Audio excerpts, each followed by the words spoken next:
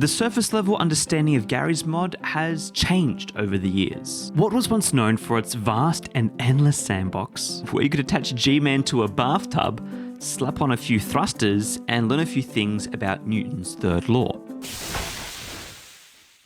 Now I think it's better known for its incredibly successful and highly popular user-created game modes. You've got things like Trouble in Terrorist Town, Jailbreak, Prop Hunt, some becoming so widely successful that even AAA games like Call of Duty have added these game modes into their own properties. So it's interesting to me that despite a very freeing Paideia approach in the core of Garry's Mod, that the most played and, dare I say, most popular is also its most ludus in nature. And having 1,385 active players while recording this video, ladies and gentlemen, I introduce to you Dark RP. What juxtaposes Dark RP from the rest of Gmod, I believe, is its rules. These rules create structure, and the structure creates groups. And within these groups and subgroups, you're then creating this culture. And it's within these very opening moments of playing Dark RP that you are hit with these rules. But why is this important? Why is a game mode that's so focused on rules and roleplay care at all about cultural capital? And more importantly, what is cultural capital? In short, cultural capital is the social currency a person, or I think a group, can have to influence their access to opportunities and success. This can be organized into 3 different categories or types of cultural capital. You have competencies or embodied capital, credentials or institutionalized capital, and artifacts, which are objectified capital. Competencies, embodied, relates to a lot of things in the way in which a person holds themselves or kind of acts as an individual. The language they use, how good they are at small talk, their witty replies, their accuracy and hand-eye coordination. These are all signs of their background, whether it's age, class, or profession. Credentials, institutionalized, is best understood when given a license to drive a car by the government or a graduation certificate by a university. Now, this does not mean that the person is competent in the skill that the certificate may imply.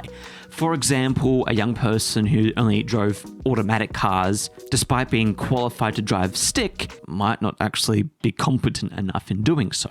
Despite this, however, this certificate or institutionalized credential, it acts as a resource to defend someone's credibility in a cultural environment. Then you have artifacts objectified. Do you own a collector's edition of something? Do you have a first-gen console? These are all artifacts. And by having ownership of an artifact, you imply a shared experience and knowledge based around that item culturally, therefore trying to increase your credibility and prove your access to that section of culture. Now, how are these different types of cultural capital accessed and used in a session of Dark RP? There is no win or lose state in Dark RP. Of course, there's death, but there's never really a true game over. And there is no real end goal to the game. A lot of players will start a session looking at the roles that they want to go after. And these are usually things like being the mayor, a mafia boss, a SWAT team leader. The catch is, with most of these roles, you need to be voted in from different groups to gain that leadership position. So it's actually easier starting off to get into a lower role that will either need 0 or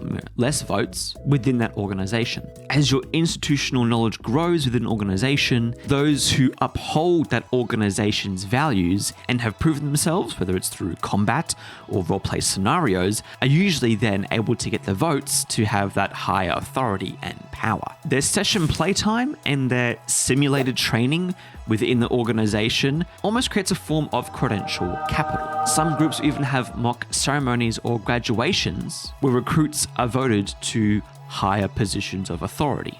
And although they don't usually determine your competency within this role, players are able to use that institutionalized knowledge, whether it's how they talk on the team chat, knowing how the hidden base is laid out. Now, I have to be clear here because I know these sound more like competency or embodied capital, but it's less on what actually works within the game, like knowing how to build a base or understanding the way the raids work or how to get out of a jail cell, and more with understanding the traditions of the group. Because most of these things can kind of be done without much competency needed. Your skill isn't improved in that throughout the game. Rather, it's the cultural rituals like crouching when you're picking a lock, which honestly makes no difference, or reading people their rights before you arrest them, that shows this institutionalized exchange of culture. Now, the other method of increasing your cultural capital is by choosing what I would call a community-driven role. So these are things like gun dealers or hitmen. And in these roles, you get exposed to most of the groups within the server, whether it's civilians or criminals looking to buy your product, or police checking for things like money printers or making sure that you're not selling unlawful goods. This is set in-game by the mayor, which can change throughout a play session. One mayor might make rifles illegal, but have handguns as legal, or they might have a clause or rule that says you can't have your weapons unholstered in public. But in this role, you want to focus on your competency and improving it. By being a clear communicator and having really good negotiation tactics, your presence on the server as someone who is valuable to roleplay with increases, thus allowing your chances to exchange that for a different role or more powerful opportunities in the future. It can grant you favor with players on the server, whether it's the mafia members who might protect your store, or a hermit player be willing to help teach you how to better defend yourself in the base. Mayors might be more easily persuaded to change the law because you're simply a good player and they want you to have a good experience. These are all different ways in which you can cultivate your cultural competency and basically exchange it for other opportunities and ways of garnishing success. Now, artifacts by comparison are probably the hardest to create and exchange in Dark RP, and it's largely to do with the game's structure. You see, whenever the server restarts or a player leaves, all traces of that user is erased. On surface level, you could argue that those maybe with paid skins or exclusive roles have some form of objectified capital, that being a signal of someone's time and effort and money spent on this role-playing server. But unlike most online games with microtransactions, where credibility and clout can be gained through this paid advantage, in Dark RP, it rarely holds any weight. More often than not, it usually isolates a player from properly participating in the roleplay server. Because this person has the role they want, or they have this skin that almost seems out of place, they usually aren't as willing to roleplay and exchange any cultural capital with anyone else. For them, having this artifact is basically winning the game, and everything else is just busy work to pass the time. And again, you could look at it and saying that maybe admins might have more patience for players with these paid transactions. But in my experience, moderators are pretty intolerant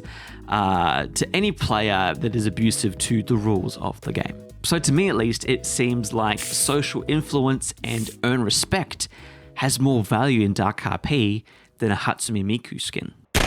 I mean, this is a roleplay server after all, and much like real life, a lot of it is about building trust and navigating hierarchies and playing the social game. People who rise quickly in Dark RP realize that it's not how skilled you are in base building or how many money printers you can hide, but having good charisma, creating strong alliances, and learning the social rhythms is what helps one rise within the server. Even the mayor, who could be considered the most powerful character in the game, will be raided and ignored and protested against unless they prove that they deserve that respect. And for me, that's the incredible thing about analyzing Dark RP. It's that cultural capital is the real currency. It shows that when you give players the ability to create basically anything, they don't just create bases and physical contraptions, they create meaning and social structures absent from the game's binary, but still ever present from within the game.